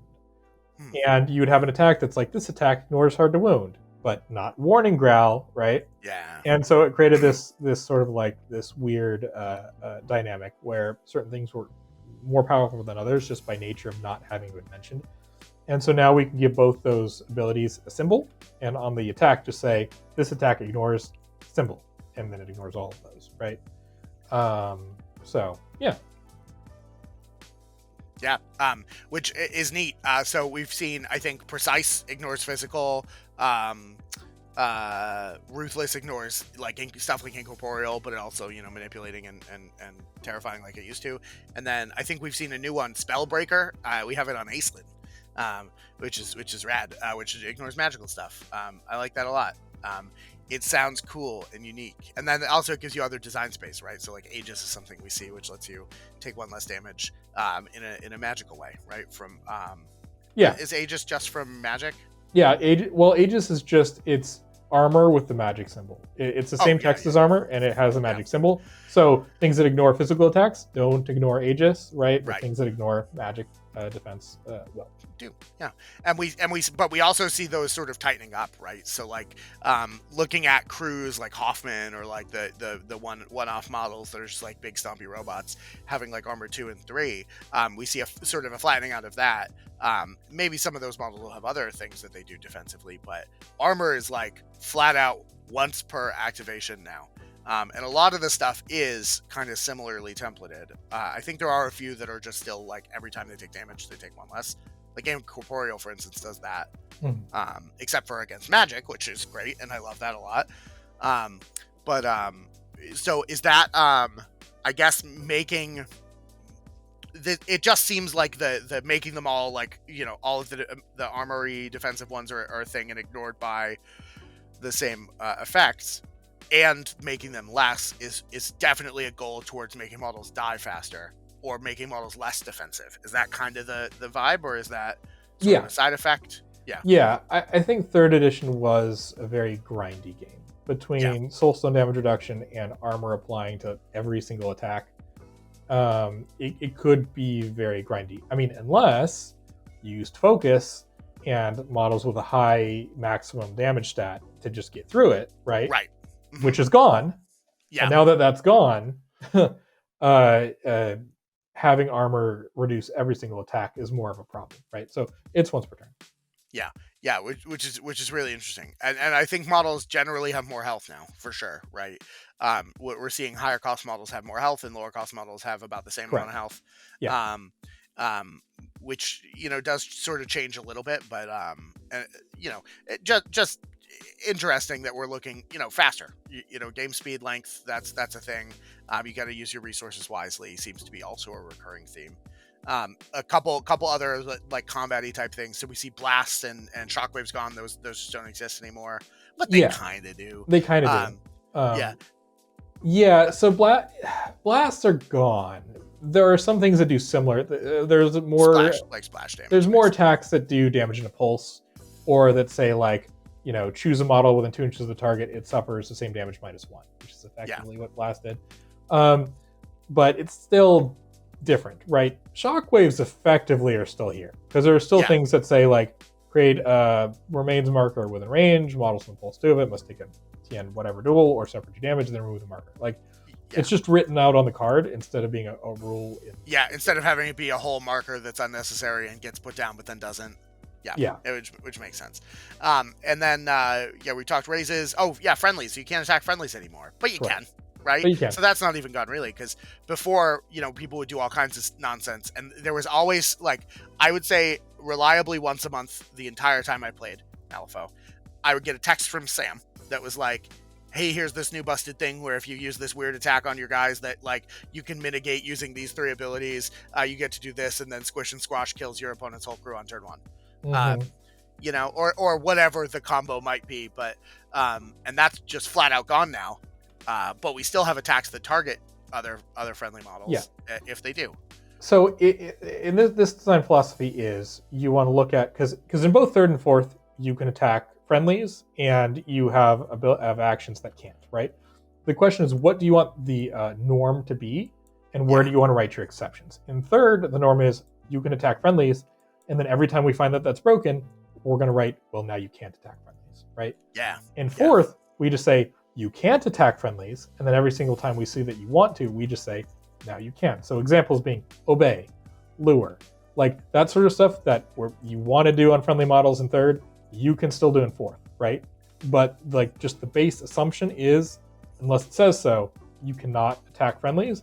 That way we don't miss things like that, right? Yeah, which I like a lot. I think that, it's initially I was like, oh, you can't attack friendlies anymore. But then once I saw it, it's not that you're closing off avenues of game design. You're putting yourself in a position where you're future-proofing effectively, right? Yeah, it's the a design safety space is valve. still there. Yeah, which is great. So again, a lot of sort of similar but different, but actually similar. Fun side effect of that. Oh yeah. In 3rd, all the strategies schemes that you could theoretically like deny your opponent points by killing your own model. Yeah. Say things like, if you killed your own model, they get the points anyway, right?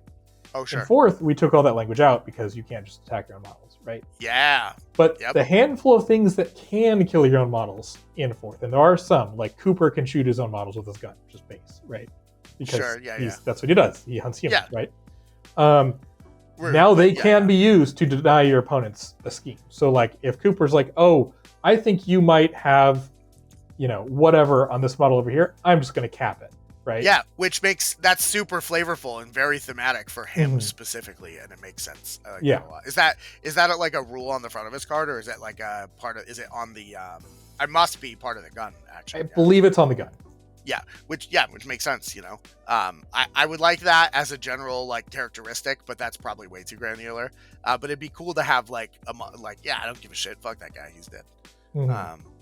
That's really funny. Okay, so tokens, we've sort of danced around tokens as well, right? So like there used to be a whole bunch of conditions. There aren't conditions anymore, but there really are. So what did you guys not like about the conditions? Why merge it into tokens? Like auras, or all the aura abilities are basically functionally tokens now. What's that about? So it's just about taking all of those effects and making them one thing. And then the question is what to call it. We could have called them conditions. Right? But I mean, it's functionally the same. But calling them tokens, I think is more of a better game term.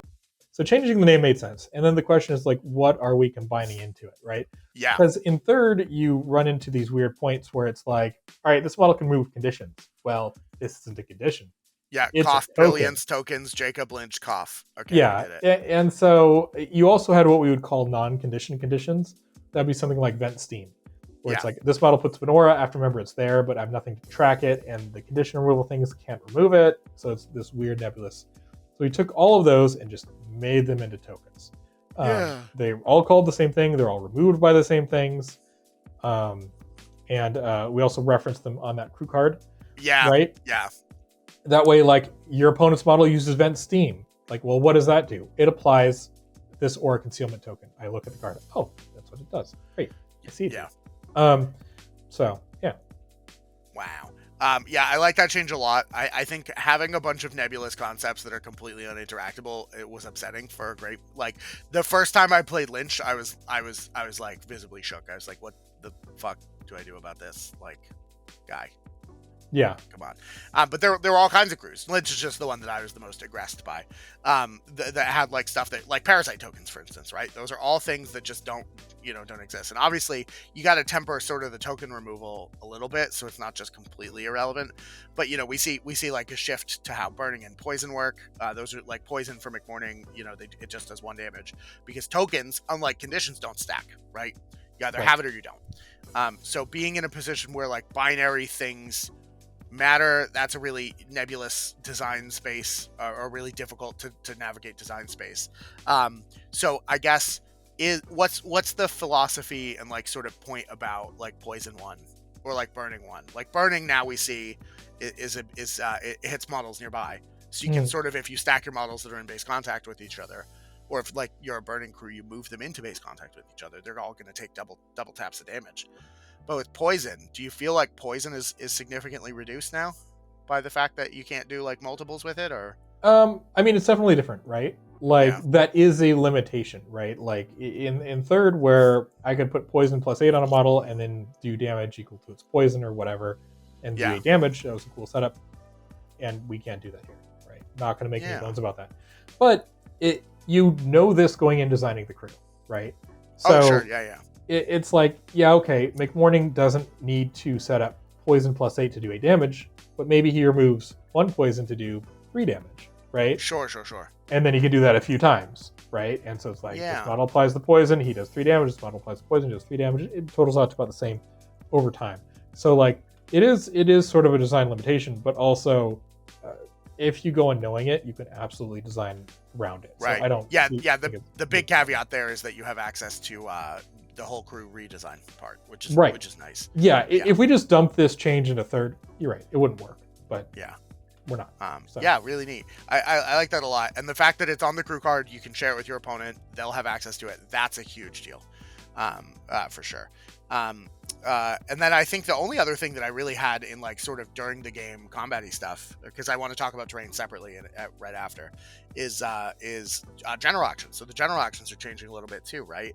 So charge about the same. That didn't really change much.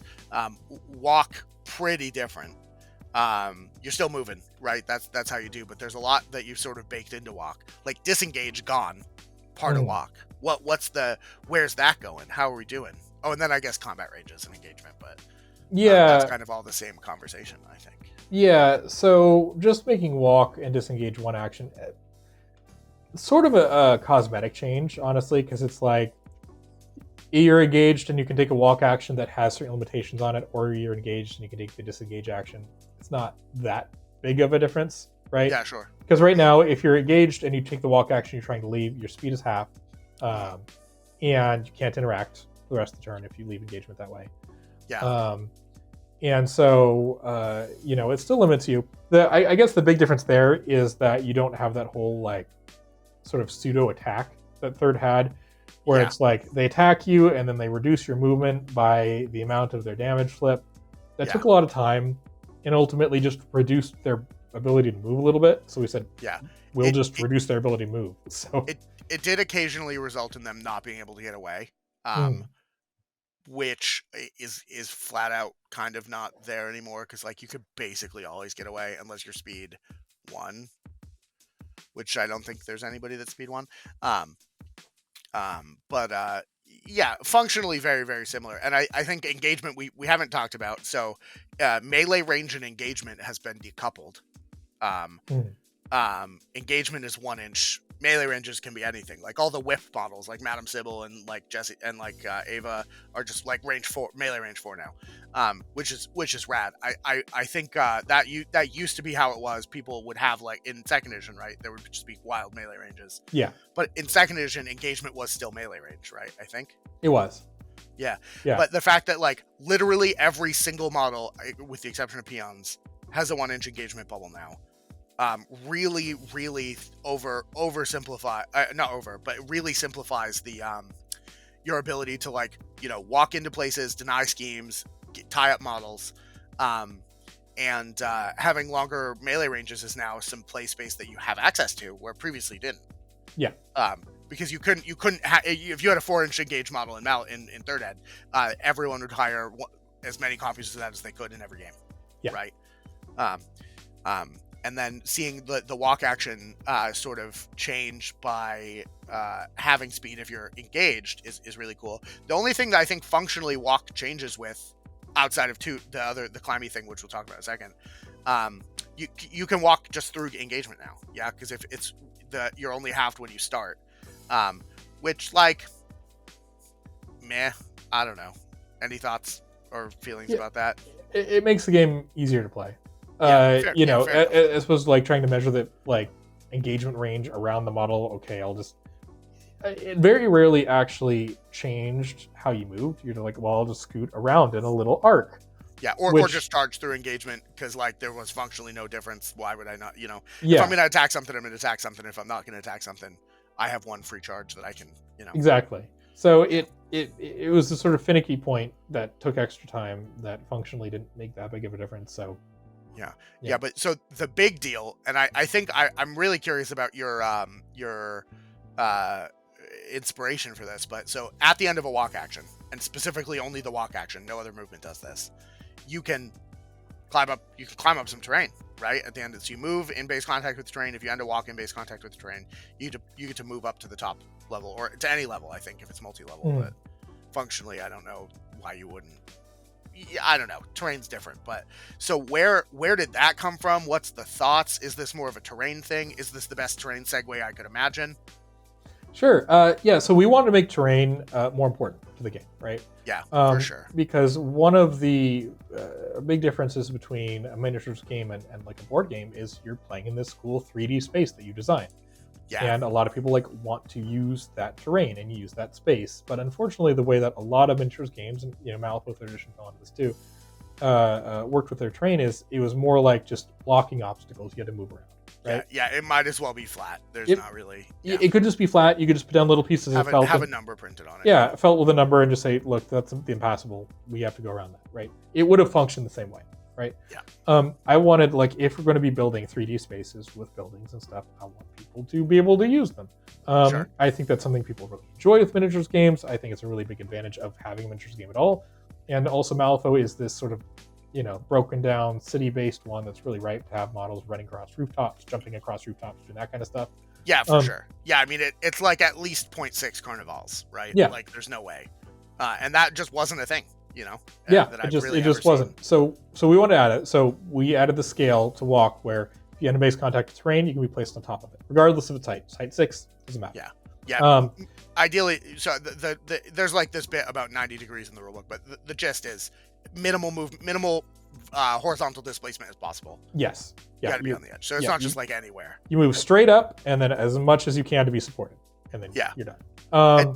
Now, where did this come from, and was it Shatterpoint? Might have been. I don't think so. So it the terrain tenets is something that I came into Fourth wanting to do, right? Okay. Yeah. And at the start of the alpha, like, we had the jumping rules, we had a scale, but it worked differently. Yeah. If I remember correctly, like, you had to start in contact with the terrain. And then one of the playtesters, I think it might have been Cole, I don't remember, suggested this system, right? Yeah. It is very probable that the inspiration for that came from Shatterpoint, right? I honestly don't. Yeah, so that is the exact specifics are based on suggestions that a playtester made. So very probably, like, it was inspired by Shatterpoint. Yeah. Anyway, that's how scale works. That's how miniature games work too. Like, we were one of the first to get rid of pre-measuring. Yeah, dude. And now everybody does it. Can I just pre-measuring? Holy shit!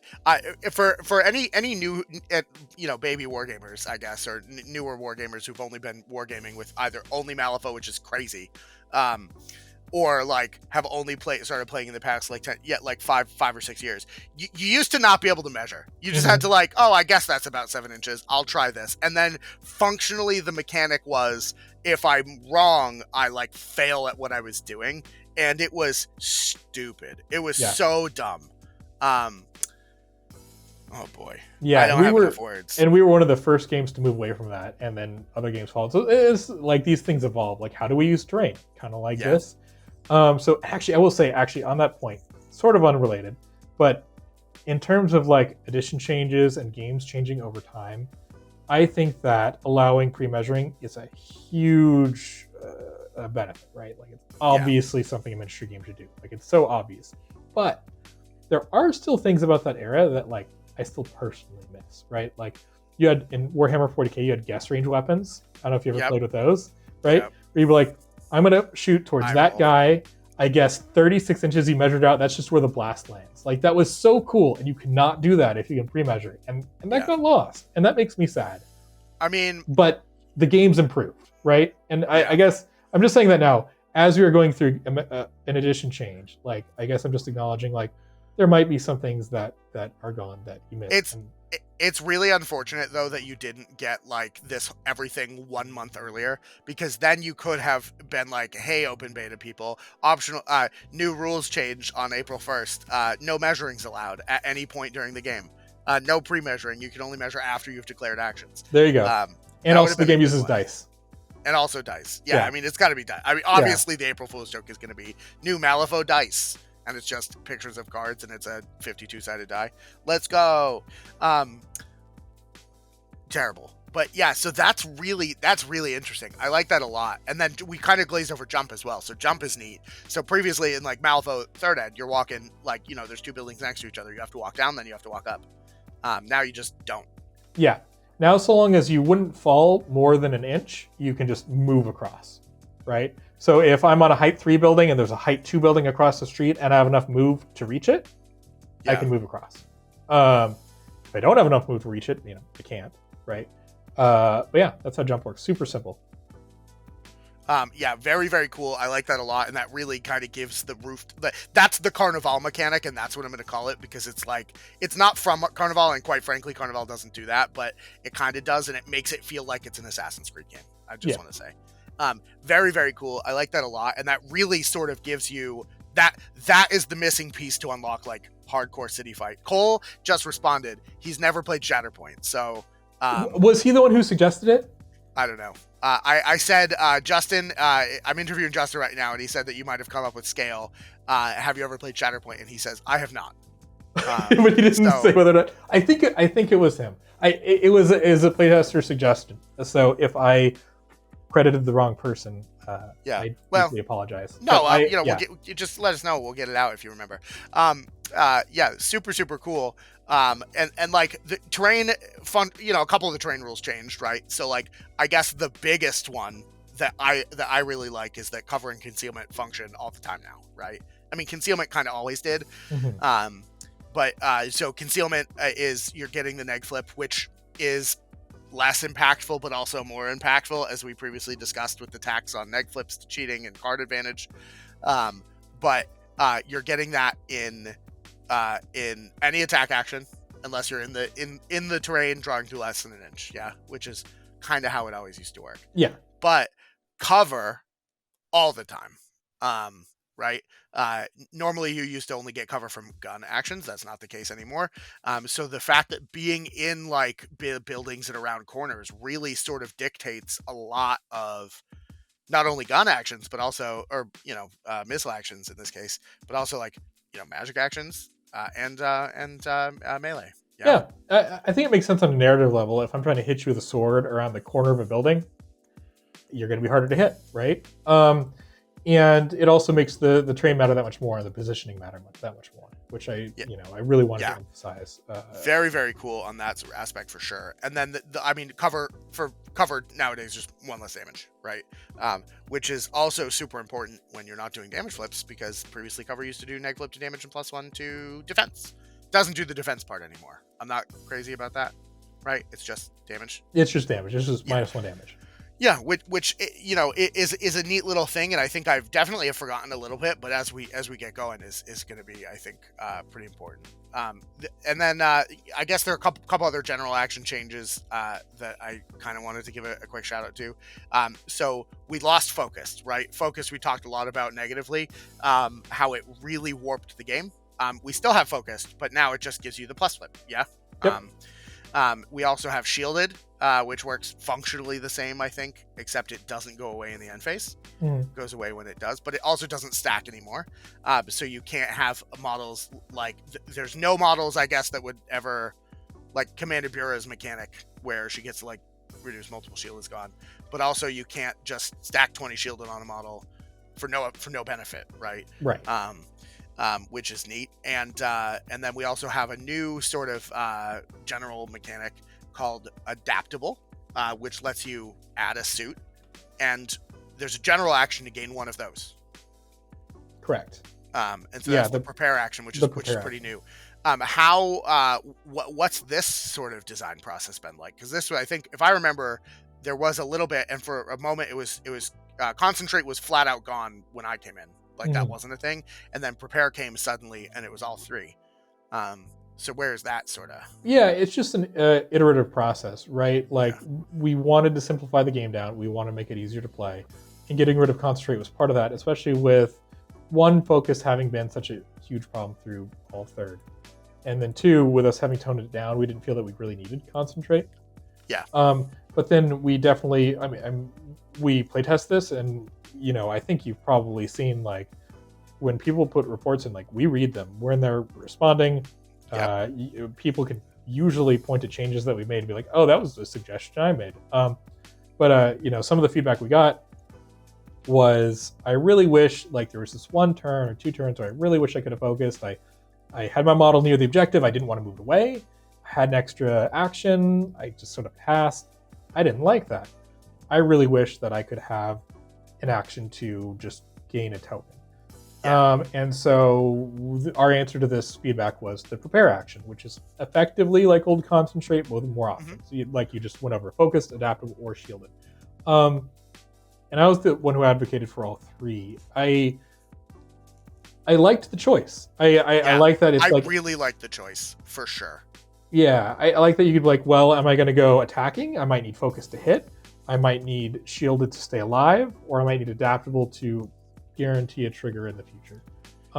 Those seem like the three sort of the most basic tokens, and just seemed interesting. Yeah, and I think having access to some measure of those, I think is crucial. Because like there are times where, because the game is just deadlier, you don't want to run down the board anymore, right? Because if you run down the board, your master's going to die. In my case, I don't think I've yet played a game of Malifaux 4th Edition where my master didn't die, because I'm gonna go score now. I don't care. But we'll get there. But I think having just in this past week's games, I've started chilling out a little bit and like, okay, what do I do? Whereas before I just felt like, I might as well walk closer because there's nothing else to do. But the prepare action gives me a way to bank AP in a way that's not going to completely warp the game around damage pushing, which I like a lot. That's the hope, right? Like you said, this is a fairly new edition, and also therefore the most open to change. So I could totally see this. Oh, we probably at some point, maybe I'll just cut this out and put it also at the beginning of the video. Like, hey guys, everything we're going to talk about, we're in like the open beta at time of recording. The open beta hasn't gone live yet, right? Like, everything is theoretically subject to change. So like, don't listen to this video in 2026 and be like, what the fuck are you talking about? That's not how that works. Right. Probably should have said that first, but that caveat, that's caveat emptor, buy everywhere. We did it. Really, I like it a lot though. Prepares pretty good. And then the last general action that changed Slam changed pretty substantially. Slam can now get rid of any non-strategy marker, right? Non-scheme as well. You use the interactive scheme, correct? So we got to talk interact as well, but so it gets rid of Titania markers, which previously were not destructible, like destructible stuff, Hoffman, ice pillars, all of it, all of the markers just go. They go. Anyone can slam now. So I played my first game of 4th edition was with Titania. I put a bunch of markers down, and then Doug was like, okay, I'll use this guy's bonus action to walk, and then destroy that marker. And I was like, fuck. Which is a really neat premise, because previously so much of the out of keyword hiring was marker based, right? If you were going against a marker based crew, you would have to seriously consider which marker removal tool I'm going to bring, and only some crews had them. So you had to outsource that in almost every crew, and that was nonsense. And the fact that now everyone can just do it sort of, I guess, depowers marker crews, but it didn't really, because in competitive play, you were going to hire something. Every crew had one. Every faction had something.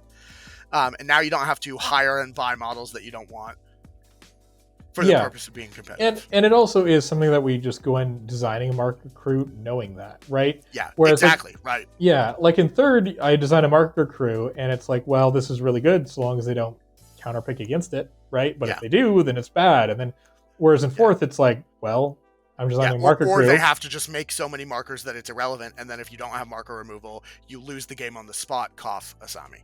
And you can't keep up. And that's also a pretty substantial change to markers, right? Every single type of marker, each player is limited to 5. Right. And if you would put out an extra one, you go and put it out, but you have to pick up a different one. Yeah, exactly. So, so you're not, it's a soft cap of 5, not a hard cap of 5. Exactly. Which just for the choice, again, it's the design philosophy of I'm going to make choices and spend resources is something that I think is really core to Malifaux and really present in 4th edition, way more so than it used to be, and that's just another example of that.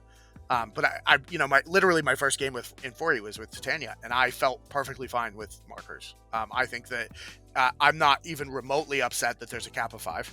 I think that having more than 5, honestly, like there were times in 30 that having the board full of markers not only took, like, I played a Karis Riva match once, and that I think we got to turn 2 in 4 hours. It was so crazy. And just having 5 not only stops you having to buy physical markers, you don't have to buy like hundreds and hundreds of a thing, but also you don't have to travel with as much, you don't have to prep as much, and then the board just gets less nonsense. Yeah, the board clutter was a big one for me. Like, it's just, you look at a board and you're like, oh my god, what happened to it? Yeah, I like that change a lot. And then we have like we have remains markers. That's a thing that markered down. So like everything drops 1 marker now, and non-peons, I guess, and non-summon models all drop 1 type of marker. It's called remains. There's no more scrap, corpse. It's all the same, and it didn't need to be different. It never did. Like there were no crews except for Von Stuck that even cared or had both texts on the same card. And Von Stuck, everywhere that it had scrap, it had corpse. It was like completely interchangeable. Yeah, and it also created some imbalanced play experiences where it's like, I summon off corpses. Okay, well, I'm playing a whole group of constructs. They don't drop corpses; they drop scrap. Yeah, so get wrecked. And then you say, okay, well, then obviously the Rezo crews need to all put corpses on the board in case they play against constructs. And then the Rezo crews go, oh, I can sit in my backfield and just make my own corpses, then make my own zombies and not interact with my opponent. So it led to this sort of cascading problem. Yeah, for sure. So that's also just kind of a wild change, I guess. So we've already been talking for literally 2 whole hours. It just hit 1 o'clock. I think terrain, there's so much more to terrain, and like I would love to talk about that at length. But is there anything else that you wanted to talk about? I've exhausted my questions outside of maybe more terrain musing, but mechanically, I don't know. I feel like we've covered everything, right? Like, we almost certainly haven't. There's always something else. Oh, I'm sure there's like a whole, get in the comments. If there's something we miss, maybe we'll try and get Justin back on to talk about it. But yeah, absolutely. I guess if I had anything to say, it would just be to, the older players who love 3rd and love the complexity that comes with it, and some of the more, fine-tuned parts of it that you might be missing, right? Like, one thing that players have commented on that I sympathize with, they're like, wow, I really like the change to damage flips. It speeds up the game. It's simpler. It's easier. I really like it. But I miss flipping that red joker on damage, right? Yeah. And I just want to say, like, I feel you, right? I feel those losses sometimes. Like we were talking about the pre-measuring and the guess ranges. Like, yeah. I love guess ranges. Pre-measuring is so like allowing pre-measuring is so clearly better. But I do still miss that. I think removing the damage flip a year from now, 2 years from now, we'll be sitting here having the same conversation. Like, it is so clearly better, right? Yeah. But I do miss flipping that black joker on damage or red joker on damage, right? Like, Yeah. so all those little things that you miss, I guess I just want you to know that I'm not oblivious to that. I'm not unsympathetic to that. Like all these changes were carefully considered, and where we made a change that took out something like that, we only did it like if we really felt it was an improvement. Like we weren't doing this just like willy-nilly. Like we've been testing this for months, and at the end of the day, like if you miss those things, I do too. Yeah, no, fair enough. I mean, I think I would harp on that for sure. I think for a lot of people that were looking for the simplification, it arrived, and I think there's a lot of stuff that's easier and a lot more straightforward now, and not locked behind focus. But if you're like a high level sort of tournament grinder like me, there's so much flexibility in decision making. I think having this new edition is going to be a really, really fun adventure where we get to unlock all of these new concepts and really sort of test what is a very, very choice forward system, which Malifaux has always been and just got more so. So again, I think you sort of, I don't know, intentional or not, maybe I think definitely lowered the initial curve for sure, but we still have that sort of, it's Malifaux, so it goes kind of up at the higher skill levels for maximum optimal play. And I think there's more than enough chew to go around. And I guess the final thing I'll say is just give it a try. Like, I think it's easy to knee-jerk look at a card and be like, oh my god, there's less text on it, but understand some of it's on the crew cards like we talked about. Yeah.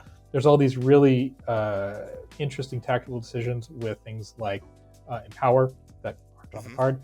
And those triggers that are on the card are way more impactful now. Yeah, read your triggers on your minions now. Yeah, that's like viable. Yeah, that's crazy. And play your games out to the end, right? Because sometimes you'll be sitting there at turn 2 or 3, and if you got 2 models left, like you do still have a chance. A lot of those games, really try to play them out and finish them. Like you might be surprised. Yeah. I guess then I would say normally this would be like hey, where can we see you on the internet? But I mean, it's weird. Produce buy Malifaux products. Yeah. I mean, that's kind of it. Is there? I mean, I assume you don't have like a secret podcast or anything that you. I do, but I don't actually put it out. I just record it and keep it only for myself. So stay tuned. Maybe one day, somebody will break in and alleviate. Or or after I die, it'll go into the public. Oh, it's like you got a dead man switch on it. Yeah, exactly. But no, I don't have a secret podcast. I don't even have a Twitter anymore. Well, no one does, right? Isn't it called X now? I don't know. I've never. I can't. I was gonna try and decline the word Twitter, but that's a swear, so I'm not gonna say it. I've never done that, so fair enough. If you like Justin's ideas and thoughts and stuff, buy a shit ton of Malifaux 4th products. There you go. Do you have any? I guess by the time this goes live, the open beta will be open. I assume you guys are going to do some sort of video talking about how people can interact with that. But is there anything that you'd like to share before we go about how to interact with the open beta and like what you can do if you're interested in giving your feedback and participating? Because I think that's probably a big deal. Yeah, what we pay the most attention to are battle reports. Gotcha. So if the open beta will be held on our forums, so you have to go there. The files are there. We're going to start with 30 of the 60 keywords. Like the others are written, but we're just going to put them out slowly. Yeah. And play the game. Write up a report, put in the battle report section, and afterwards, put your thoughts on how you thought the models performed, the game performed. Those are the things that we pay attention to the most. If you're just talking in like the Discord about like, oh, I found this broken mechanic, there's 99% chance I'm not going to see it. So battle reports. Yep. And do you have a preference on what you want? Like, do you want like action by action, blow by blow? Is that useful for you? Is that not useful? If you have time, that is absolutely useful, but I'm not going to At minimum, if you're just like turn 1, this is kind of what happened, give me a paragraph, turn 2, same thing, and it's just like 4 short paragraphs, and then at the end your thoughts, great. Yeah. But if you do a whole, action by action, every single model blow by blow, like I will read it, and there will be things in there I'll catch that maybe give context to what you're saying after. But yeah, people have lives, so yeah. No, I mean it takes a while to upload, yeah, for sure. I've been doing kind of a mix depending on if I have time or not, and that's I think been good for me. But cool. Well, thank you so much for coming and talking to me for so long. Yeah, thanks for having me. Take up so much of your day on like release weekend, or like pre-release weekend. I don't know what to call this, but if you ever want to come back and talk something out, please, I'd love to have you. And we'll, as we get more into the release, like maybe we can do some more cool stuff. I mentioned before, I think it was before I started recording, but I would love to do just like the Third Floor Wars thing where we talk every keyword over a period of time, but that's kind of a crazy ask, so who knows. Yeah, that's we'd love to talk stuff with the designers, and I think this was really enlightening for me personally, and I'm sure it will be for everybody who watches. So thank you for making the trip all the way out to the Danger Planet, which you obviously were shooting this from Danger Planet Neo Tokyo City, and safe trip back to Earth. The last thing that we do though before we log off is you say goodbye to the internet. Do you want to say goodbye to the internet? Goodbye, internet. Yeah. Okay. Bye, internet. Okay. Hey everyone, thanks for stopping by the planet. You can check out the video description below for all of our important info and links. You can see a link to the Discord if you want to come be nerds on the internet with us. We have channels for like all the games that we're playing and all of our community members are excited about. You can also check out all of our affiliate links for like our Redbubble merch store, our Pro Acryl discount code because they make the best hobby supplies on our planet and yours. And of course, our Wyrd affiliate link if you're buying Malifaux stuff straight from Jonathan Q. Wyrd himself. Most importantly, though, you can see a link to our Patreon where I post things from time to time, like behind-the-scenes cuts or early vids, and we even have a tier where I'll bake you cookies and send them to you in real life. Thanks a ton to our current patrons who cover the cost of all of our software to make these videos, and we couldn't do it without them. You can see their names appearing now across the screen. And until next time, goodbye, the internet. We did it!